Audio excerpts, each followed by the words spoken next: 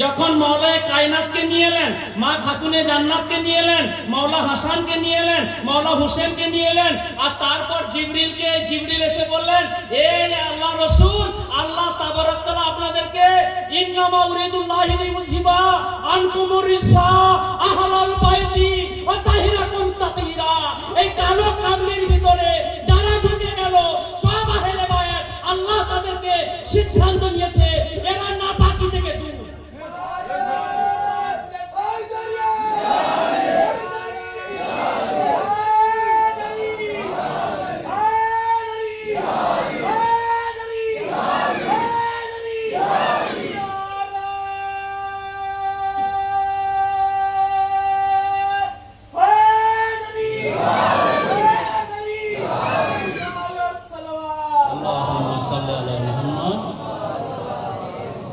তাহলে কালোর মর্যাদা বোঝা গেল। কালো কাপড়ের ভেতরে যারা ঢুকে গেল, আল্লাহ তাবারক তাআলা এরা পবিত্র। আমি সিদ্ধান্ত নিলাম সমস্ত নাজাসত থেকে এরা দূর। নাজাসত কাকে বলা হয়েছে? এই কোরআন পাকের আয়াতের এবার তরজমা শুনুন। আমাদেরকে এতদিন পর্যন্ত কি বলা হয়েছে? যে অপবিত্র থাকে আহলে বাইতকে দূর করা হয়েছে, কিন্তু না, আল্লাহ তাবারক তাআলা বললেন আমি সিদ্ধান্ত নিয়েছি যাদের অন্তর অপবিত্র, যাদের কল্প অপবিত্র, যাদের রক্ত অপবিত্র, তারা কখনো আহলে বাইতের ধারে পাশে আসতে পারবে না। তাহলে আহলে বাইতের মহব্বত কারা করবে? যাদের অন্তর পবিত্র, যাদের কল্প পবিত্র। নাপাক হচ্ছে আমাদের অন্তর, কল্প হচ্ছে আমাদের কল্প হচ্ছে অপবিত্র। আল্লাহ বলেন যারা অপবিত্র তারা মহব্বত করতে পারবে না। এই যে মাতম, অপবিত্র করতে পারবে না। লম্বা টুপি দাড়ি দেখতে পারবে, কিন্তু অন্তরে দেখবে আহলে বাইতের মহব্বত নেই, তারা অপবিত্র। আর অপবিত্র কখনো এই ছত্র ছায়ায় আসতে পারবে না। কে বলেছেন কথা? রাসূল বলেছেন। এই যে আমরা ইমামবাড়া তৈরি করেছি, মানুষের প্রশ্ন কাদের? নামাজ পড়নেওয়ালাদের। নামাজীরা প্রশ্ন করে, একটা হিন্দু আজ পর্যন্ত প্রশ্ন করেনি আমাদেরকে।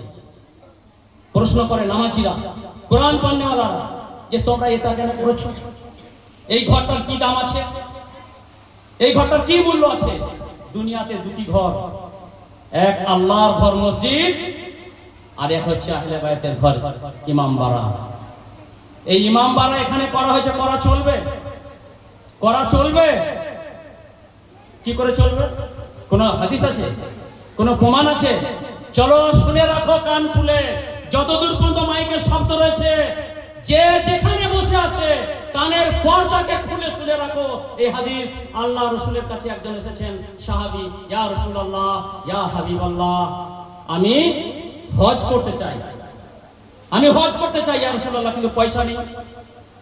হজ করতে গেলে তো খরচা আছে, কিন্তু পয়সা নেই ইয়া রাসূলুল্লাহ। আল্লাহ রাসূল বলেন বাড়িতে চলে যান, বাড়িতে গিয়ে মায়ের পায়ে চুম খা, যা আল্লাহ তাবারক তাআলা তোকে একটা হজের সওয়াব দান করবে। সাহাবী এসেছেন, ইয়া রাসূলুল্লাহ, ইয়া হাবিবাল্লাহ, আমার মা তো মারা গেছে ইয়া রাসূলুল্লাহ।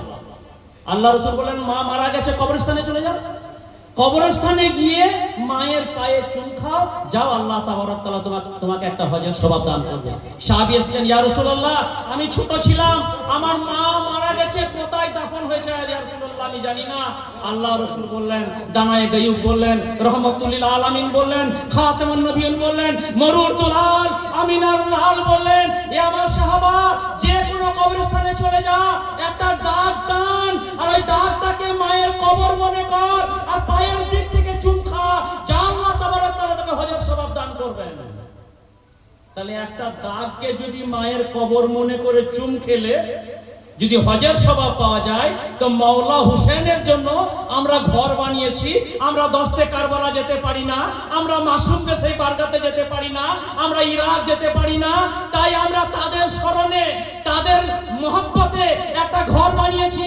আর এই ঘরটা মাসুমদের নিসবত করে, মাওলা হুসেনের শাহাদাত গাহ মনে করে আমরা যদি চুম খাই, সাহাবী যদি হজের সওয়াব পায়, আমরা পাবো না?